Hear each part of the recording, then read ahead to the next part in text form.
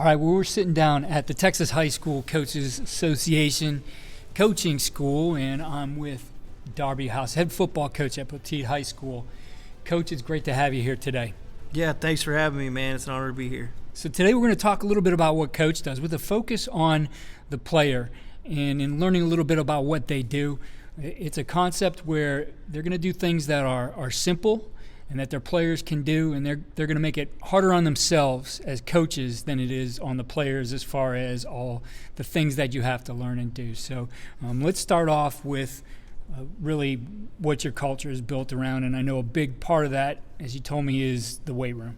So first and foremost is the weight room for us. We're in there, the season ends, and we'll probably be in there for about 9 weeks straight, including except Christmas break, but 5 days a week, we just, we get after it. We have a few breaks in there, a few fun days, things like that, but, you build a lot in the weight room. You not only strength and toughness, but discipline.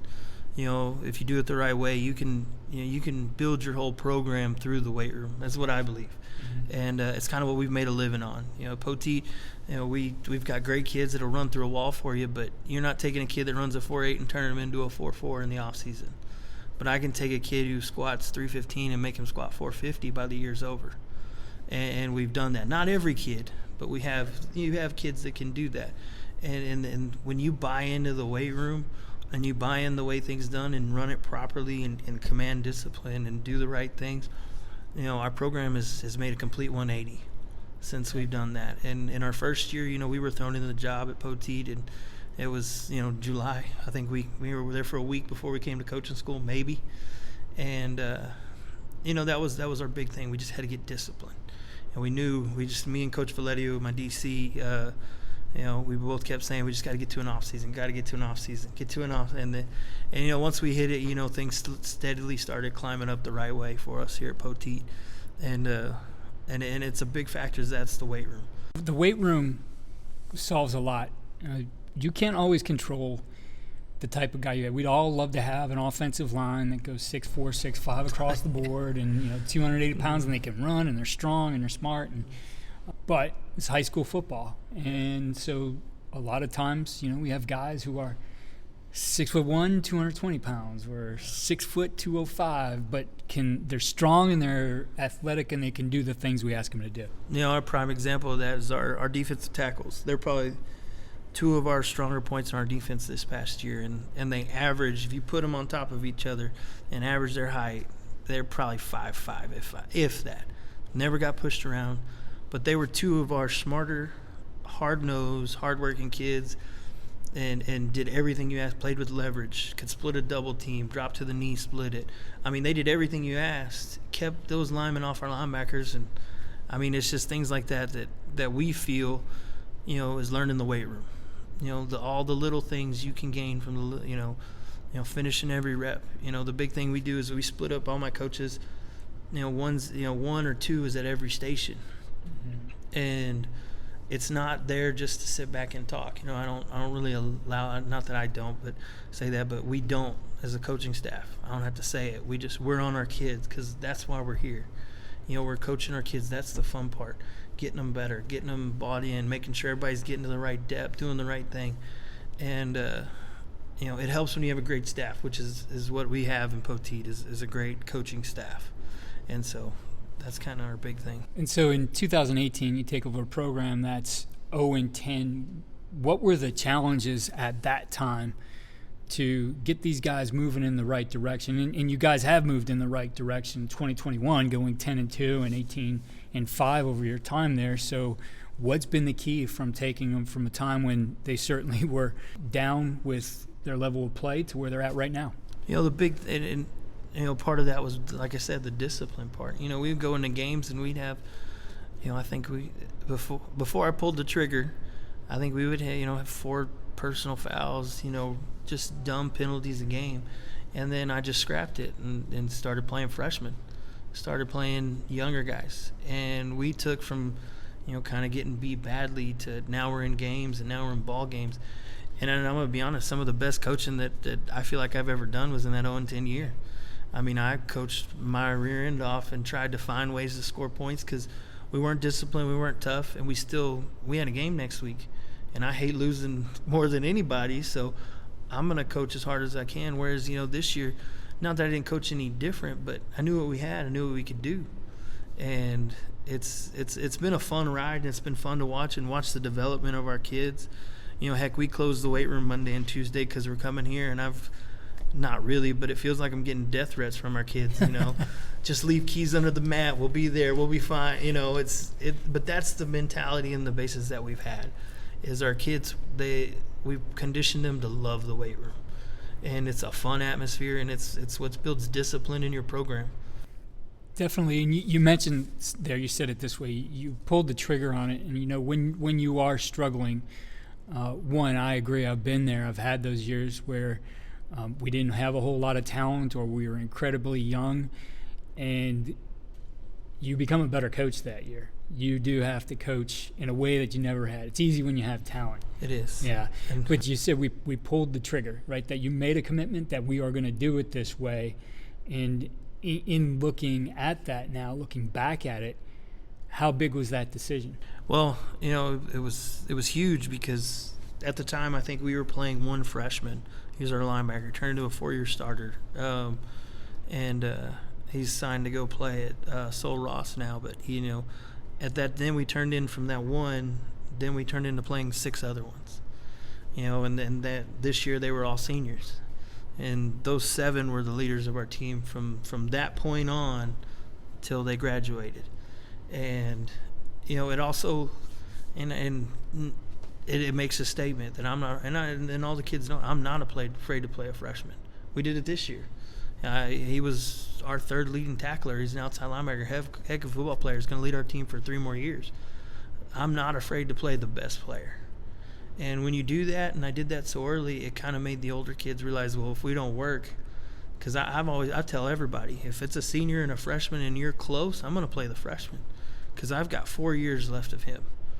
So if you want that job, you've got to go earn it and outright and not give it away. And it's benefited us in that mentality and that aspect where it pushes everybody. No one's ever complacent because your job can get lost in the shuffle. And it's not a knock on kids or seniors or I'm going to play the best player, and I don't care who it is. Well, hey, those are some tough times when you do make those moves like that. They certainly aren't popular moves. No. And I'm sure you had to deal with some things. So I know a lot of guys face those situations. What's your advice to be able to stay focused, stay the course, and deal with some of the noise that you're going to get from that? Ultimately it comes down to as long as you have the kids' best interest at heart, those things will take care of themselves. Now, I'm also fortunate. I've got a great administrative team. I've got a great superintendent. Everybody's behind me. And so I can make that move knowing confidently he's going to have my back because he believes I have the best interest of the kids at heart, which I do. And that was kind of where, navigating through that, it made it so much easier because I knew going into those parent meetings when little Johnny had to sit because, he threw his helmet and he's not going to play 2 games because he threw his helmet because he doesn't know how to act and control his emotions. I'm going to sit there and tell Mom that this is what's best for Johnny and for our football team. And that's but it all comes back to your administration. Yeah, definitely. If you don't have a great admin, you may not make it through that year. Right. To reap the benefits. Well, another interesting approach is how you look at the way that you are going to simplify this game for your players. And I think the way you said it is we're going to make it harder on us as coaches than it is going to be on the players. So we'll start with something simple here. And you're an 11 personnel team, and I do think this is a great idea. Talk to us about the way that you guys get in formations. So we started this 2 years ago, and I started realizing our H-back, we asked him to do a whole bunch. Sometimes he's a tight end, he's an H, he's a receiver, he can be a running back. He's one of your better athletes, but sometimes that's just too much on a kid. Heck, that's too much on adults sometimes. Mm-hmm. So what we did was we split it up, and we have our signals to everybody else and signals to him. We tell him where to line up, what to do, how to do it. And the other thing I realized we did is if we tell him what to do, we cut our formations down to 2 other than his for the kids. Because we keep our outside receivers on the same side, and we only really flip our slot. So now our slot and everybody else needs to know right and left pretty much. And our H, we tell him he's going to line up in a slot on the right or slot on the left, or H on the right, H on the left, tight end. We can tell him where it is and just tell him. And so he doesn't need to learn, twins right, whatever, blah, blah, blah. All these long 10 names, we just tell him right and left, and he lines up there and knows what to do. And we tell him exactly what to do, actually. We break it down simple enough for him, because that's such a position where it's so hard, because he is a lineman, a running back, a receiver, and instead of having 3 people do it, we can do it with 1 by just simplifying his job. Now, it makes it hard on coaches because I'm not changing how I call the play. I call the play the same way as I used to, but so our coach has to take what I have, digest it, tell our kid what to do and where to go. And that's how we make it hard on coaches, easy on kids, is, we've simplified it. Because, and when I played in college, heck, half the time I didn't know what formation we were in. I mean, hell, I was the quarterback, and I couldn't tell you the difference. We had Rip and Rake and Ray and Lay and River and Riley and, just all these R names. And you're like, and, you're trying to run no huddle, and you're stopping having to think what Rip is. And, that was kind of my big thing, is how can I make this easier? And that was the easiest way we could do it. Yeah. And we simplified. Our O-line has their own calls. So we signal to the O-line. We signal to the skill. So our O-line, we can tell them to run, hey, go run counter right, and we're throwing the ball. They don't need to know what we're doing. Or the vice versa. We're going to throw a drop back. We'll give them a call for a drop back instead of making them learn what a drop back sounds like. Right. So now every week they got to learn if that's the new run play or a new pass play. Now they just know, hey, it's pass pro. And that's kind of our big thing, is how can I make it, when we put something in, how can we make it easy on the kids? Because I really don't care if it's hard on the coaches. That's exactly it. When you go to something like a no huddle, looking at me, I mean, I was somebody who grew up in the huddle era where you called everything, and everything had a name and meant something. And, we moved to, wristbands initially there. And I learned kind of from the kids that you could think about this differently now. And I remember the moment we decided, for the situation we had. I remember being late in the game, and we're trying to milk the clock, and we're standing out there in our formation forever.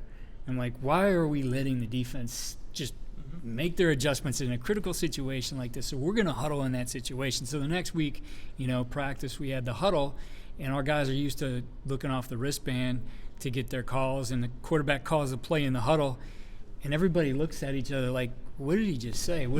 They're used to reading it. They're not used to hearing it.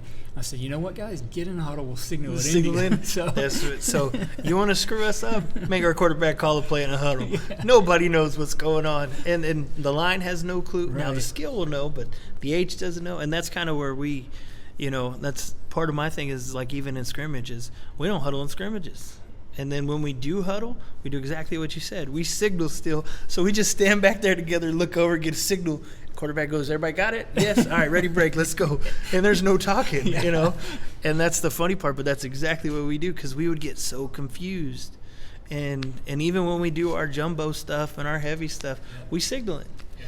Because now we line up in a huddle, and we've done the old school, kind of wing tee stuff where you scream to the line and snap the ball or whatever. But we still signal it. Yeah. And, it's funny that you say that, because I was thinking the same thing. Like, we'd be lost. Everybody be looking at each other like, what are we doing here? Well, it's about making it about the kids, making it about the learner, right? I mean, it doesn't matter how much you know or how well you could do it or that you understand it better, because you're not playing the game. They're the guys who have to do it. And so, always keeping them in mind when you put things together, I think you can't go wrong, right? In any situation, whether that's offense or defense or special teams, when you can figure out this is the way these guys will learn it best, that's the way to do it. That's what we do. Oh yeah, and it trickles down to everything we do. It's funny, we get a new coach in, and they think we only run 5 pass concepts, which is true technically. But then we've got 10 tags off of it, because it's easier to add a tag than it is to teach a whole new concept. I want to run smash, so we're going to run a smash concept. Oh, but I really want to run scissors. Well, instead of tagging it, or calling scissors, I'm gonna tag smash with the X running a post. Right. Hey, now we have scissors, and it's now I'm teaching one person, the quarterback, instead of everybody. Exactly. And ideally, your quarterback is the person that can digest all of that. Right. Ideally, I've been there. Well, I think in football, when you sit down and look at things, I was telling you about how we looked at our formation system to simplify, that we had X, Y, and Z lined up in these same places all the time, yet they had to know 15 different words to line up in that exact same place. Same thing you're saying there in the passing game. We went through the same exercise. Like, on all these plays, this guy runs a corner. So, and these guys over here are doing certain things, or we could tag it. Why come up with all these different names, right? We did the same thing, and we took what basically was like 10 concepts and boiled it down to 5, and then the way we put it together structurally allowed us pretty much to do anything. Exactly, and that's the same thing we do. I can get to pretty much any concept with just our base, the base, base high lows, which is basically what all concepts are in some way, shape, or form. Absolutely. And so. Well, I know another thing you do that's interesting is what you call a scoop and pull. And so there's a lot of variations of the wide zone, outside zone play and the ways that you can do it. A pin and pull, you're going to block down and pull around, but a scoop and pull, you're still going for that reach. And then that guy's essentially reading, is he making the reach? Can I get around it, right? So talk to us a little bit about the way you do it there. So our big thing is the way we've learned it, and it is, we're the old school outside zone. You one man over, you want to take over, all that, which we've kind of taken that and taken it to another level. Because our problem was we would get there, but then we wouldn't get there in time to get that linebacker scraping over the top. Mm-hmm. And so what we've done is instead of passing him off, is if we've gotten there and taken him over and we have a good seal on him, why let him go to the next person?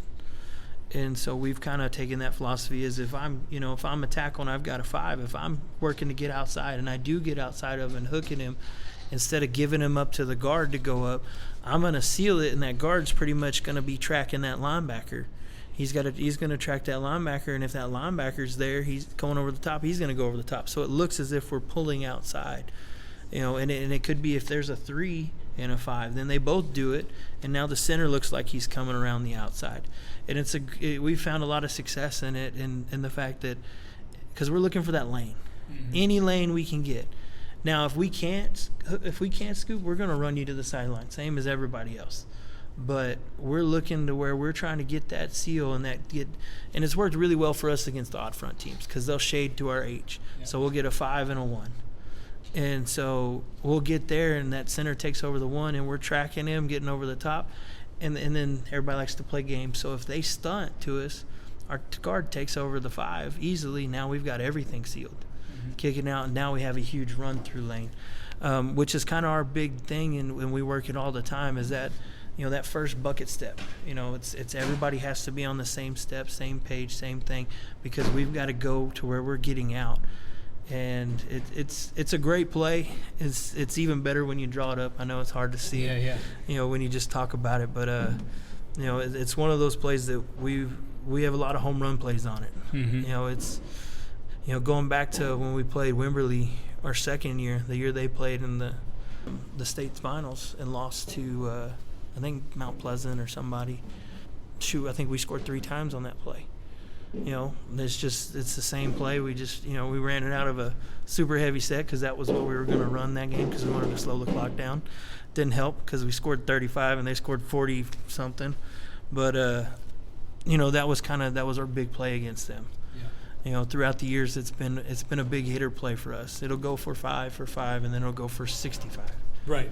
And that's kind of, if you have a running back that likes to stick foot and cut and break up fielders, it's a great play. It's not your traditional sweep, everyone get outside. It's because what ends up happening is you get that seal on that 5, and our guard works around. He actually ends up just getting a piece of that linebacker, which ideally he ends up pushing him out, and it causes that run through. And that's the one we want to run through. Okay, I can see that now, and I'm visualizing it. Mm-hmm. And when I think back to when we installed our outside zone play, and we ran it different. We were doing the overtake, but I'm sure like us, you guys rep the heck out of it and understand everything that can happen. The vision for the running back, what's the coaching point with this variation of it as he starts, especially as he's seeing that guy get around? So we teach him to go, 3 to 5 yards outside the tackle. That's his aim point. Whether it's where he's beside or in pistol, that's his aim point. And when he gets to there, if he's already gotten to there, he's going to keep going. He's working outside because that means the edge is sealed. But once he's gone there, he's looking for the back. He's looking for that tackle's numbers. If he can't see him, he's going outside. If he can see him, he's looking to cut. And that's a big, we had a great running back this year. I mean, he was awesome, phenomenal kid. But and that's why we ran it so well, because of him. Because he was able to tell the difference of when he overtook him and when he was widening him. And, if it was different when we ran it to the right, when we ran it to the left. When we ran it to the right, we were going to hook him 95% of the time. We ran to the left, we're going to widen him. But they were both great plays because we could get to a linebacker. And that's where that was our problem when we did it, is I never could get on outside zone. I never could get to that play side linebacker. So then we had to come crack back in and do things like that with it. Well, now I'm killing a blocker outside to help inside, which is why when I talked about that, it's almost like a scoop and pull type situation. Because if you run through, he's tracking you anyway. We'll just stick foot and knock you up, and we'll be in the hole with you. But it's when you scrape over the top. You can't ask a guard to get there when he goes underneath the block. Right. He's going underneath that hook. He can't get there. I'll run him every time. And that's where we changed it to this, to where we could get around and get a chance, because all we need is a piece. Mm-hmm. I don't ask him to pancake him. I ask him to get a piece. Let us get by. And so, it's been a great play for us, and it's definitely one of our top 3 plays. Now, in looking at where you place the back, and you mentioned, whether it's pistol or sidecar next to him, you look at that, though, as something that's dependent upon what your quarterback can do, where you're going to place him. Yes. To me, that's big on the quarterback. If I have a really great running quarterback, I want him beside him, because then I can fake you and run with the quarterback. I can do quarterback runs. We can do a whole lot of things that keep you from knowing where the ball's going. If I don't have a good quarterback that can run and I put him to the left, he can go really one way. He can go across. Yeah, we can stick foot and come back and run same side, but it's still not the same action. You kind of give a lot away when you put that running back beside you if you don't have a quarterback that can run. We stuck him in pistol this past year because I didn't want to run our quarterback. Mm-hmm. Not that he wasn't a runner, I just didn't want to. Plus, I like not giving anything away.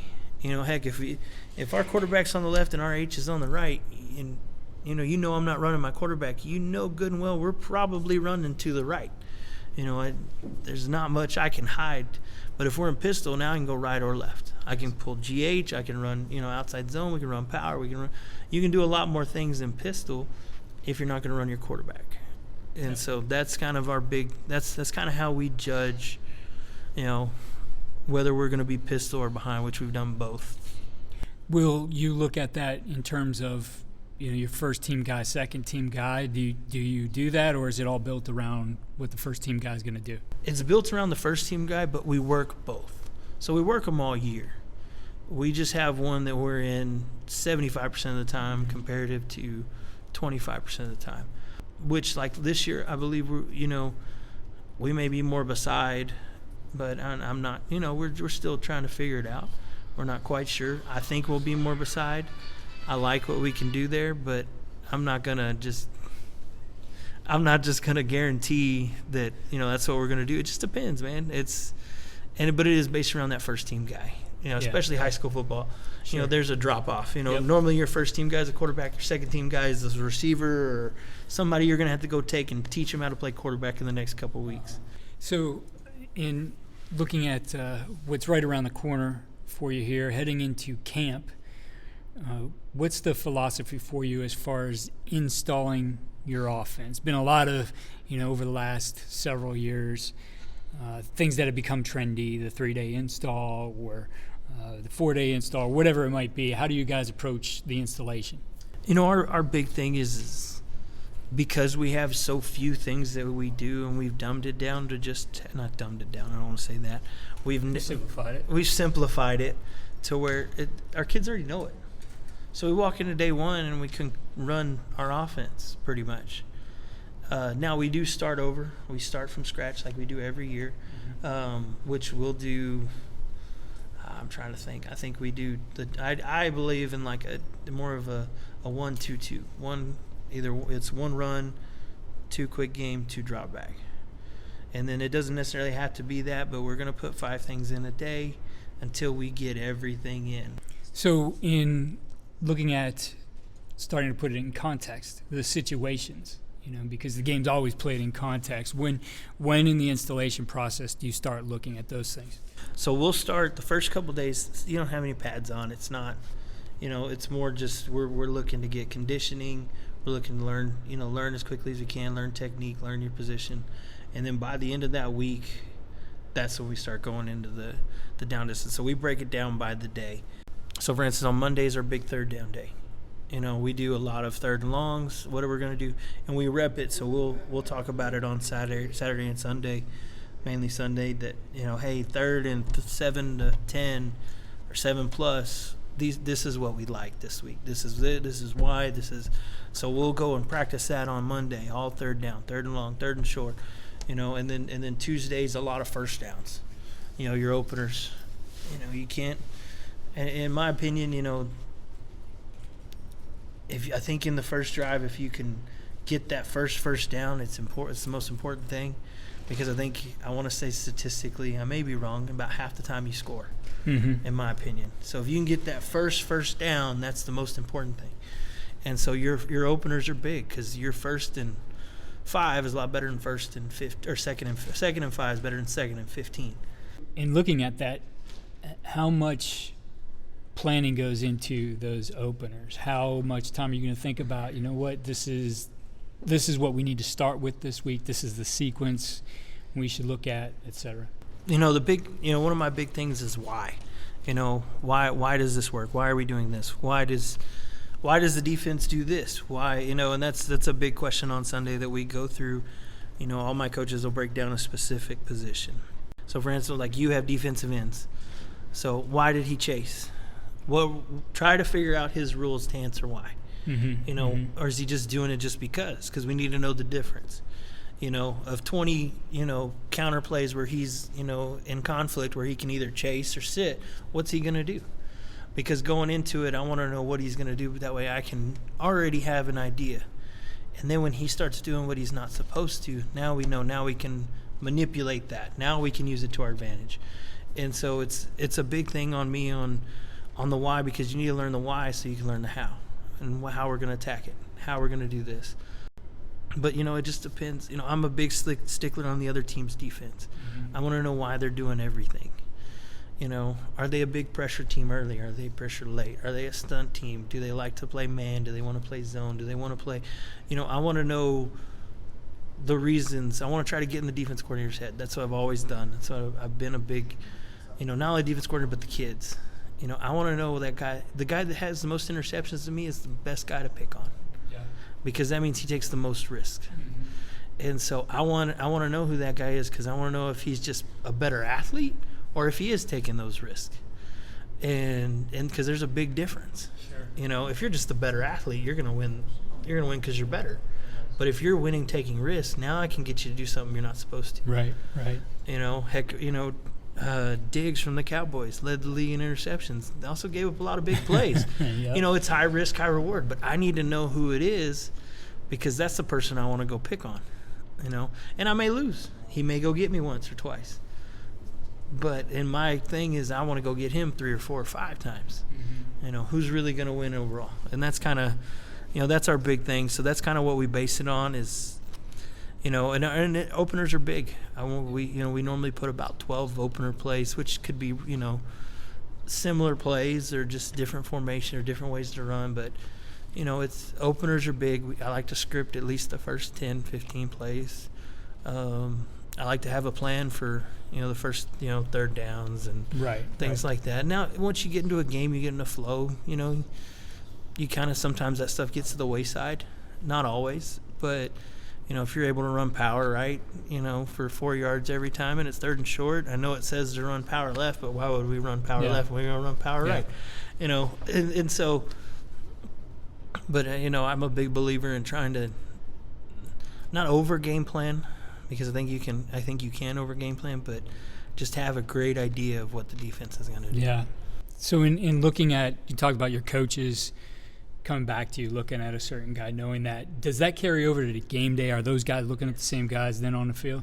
Yeah. So for example, like I said, our H's are they do a lot with the defensive ends and as well as the linebackers. But he's going to watch that defensive end. He's going to watch, is he getting up the field? Is he trying to, saloon door or kick out? Is he trying, what's that defensive end trying to do to us to get us off? Because they're trying to beat us just like we're trying to beat them. So it's, it's like a fight. It's a counterpunch. What's he going to do to try to stop what we're good at? And, that's who they're directly supposed to be watching in the game. So when I ask, hey, what did the safety do this play? I know I go to my OC, Coach Moreno. He's going to tell me exactly what the safeties were doing. My O-line coach watches the tackles. And you can't see everything. I'm not naive. I'm not saying he's going to be able to tell me exactly what both of them did on the opposite sides of the field. But they're going to have an idea. They're going to know what they've been doing, what they do. And so that's directly correlated to who they have. And so we've broken it down like that because they should know everything about that kid and who the backups are. And, they should know them by name, their height, what grade they're in. I want them to know everything you can know about this kid. Right. So we can have an advantage. Because that's really what it's all about, is we're trying to get an advantage over a 14 to 18-year-old kid, And it sounds bad, but that's the truth. Yeah. And so... Yeah, I like that approach. Well, we started off with talking about the weight room, and I want to bring it back to that now, looking at your approach through camp and then into the season. What kind of things change in there, if any, or what tweaks are you looking at to keep that what it is to you guys? Because obviously it's an important part. So going into week 1, we keep the weight room exactly as it's been. We'll go 5 days a week. Once we get into the season, we cut it back a little as far as days of the week getting in there. Because I'm a big believer in rest, so we'll go Monday, Wednesday, which we'll go all out. We don't lighten it. We just cut back on the days. And then so we'll go Monday, Wednesday. We used to come up Saturdays, but I know it sounds bad, but I got so many kids that plant strawberries. Poteet is the strawberry capital of Texas. And we would get kids working. Well, I can't hold it against the kid. He's working with his family and family farms. And I'm, you start looking around, you got 13, 14 kids there. You're just going to have to do it all again on Monday. So instead of doing that, we just stopped coming in on Saturdays, give the kids a break. We send everything through huddle. And we went back to 2 days a week. But those 2 days are just like we are in the off season. It's our full workout. And it's been great to us because we don't necessarily gain, but we don't lose. Mm-hmm. And we're back to 2 days. We go to 2 days a week, which, to me, I'd like 3 days, but 2 days isn't the end of the world, and especially since we wouldn't get half of them there anyway on the weekend. Well, you shared a lot of great stuff with us here today, and just looking at what you do as a coach, as a guy leading this program, and obviously you've done an outstanding job. What would you say is the one thing you do as a coach, on or off the field, that gives your guys the winning edge? It's putting together a great group of coaches, man. That's the best thing that I think I've done at Poteet. It's been probably the easiest thing I've done. I hired a great defensive coordinator day one. He's been coaching with me and been a friend of mine. Heck, my mom taught him in school. He taught my sister, coached with my dad, coached with me. So, Coach Valedio and I have been together for a long time, and we've just brought in great people and great coaches and people that want to win and be successful and want to learn. And because that's the biggest thing we've learned a long time ago is, especially that first year, not a knock on any coaches. It's just, heck, we were teaching the coaches more than we were teaching the kids because – it's two, three, it was three of us. I brought in myself, Coach Valedio, and Coach McCourse. And the three of us, we were really the only ones that knew what going into camp because we were there for 2 weeks. You can only teach people as much as you can in 2 weeks. And that was our big thing was, we said after that year, we've got to just coach everybody. You got to get the coaches coached up way before the kids. And that's what we've done, I believe, a great job in is just getting great coaches in and coaching them up and then letting them coach. I teach you how to do it, and I see you're doing a great job. I need to leave you alone. Let you do your thing. If there's something I don't like, I'll pull you into my office and we'll talk about it. But let those guys do their job. If they're doing a great job, then tell them they're doing a great job. And that's kind of our big thing. And heck, that's the only reason why I'm on that 40 for 40 is because I got a great staff. Yeah. And then I'd be naive to say I did it. We joked at lunch today. I was going to come in here and say I do everything on my own and I'm the only person. But no, it's the complete opposite. There's days that, the night and day from day one. That first year, and me and Coach Slater and Coach McCourt didn't take a day off. We were there all year, all off season, and then it slowly got to where, hey, I can go to this clinic. Hey, I can go do this. Hey, I had a baby. I can be out for a week with my baby. Because you trust the people that are running your program, and then when you're not there. And that's been my biggest thing is put together a great staff and don't be afraid to hire people smarter than you, because there are a lot of people smarter than me, but I'm not afraid to hire them and learn from them and steal from them. Heck, that's what everybody does, man. You just steal from everybody. And that would be my biggest piece of advice to anybody doing it is don't be afraid. Now, don't be naive. Don't let somebody come in and steal your job, but don't be afraid to hire someone because they may be smarter than you or may know more than you. Heck, if you're a better OC than me, then you call the plays. That means I get to sit back and watch us win. And but that's been my biggest thing is I've hired a great staff, and we lost a few really good ones this year, and we replaced them with ones that are just as good. A couple of them are really green, but we're gonna get them coached up and ready to go and ready for that first day. So. Coach, what's the best way for our listeners to connect with you? We're on Twitter. If you have a question, my door is always open, but Twitter's probably the easiest way because everybody's got one nowadays. I think it's Coach House 03. Just shoot me a message if you want to draw it up, send you some clips on film. We've done a great job of running it. I got a few clips saved because, I've given it to a lot of my buddies. That's the best way to do it is probably Twitter. Awesome. Well, Coach, I appreciate you taking the time here, taking a time out from coaching school, and best of luck to you, your staff, and your kids this year. Thank you. Thank you for having me. I've had a great time.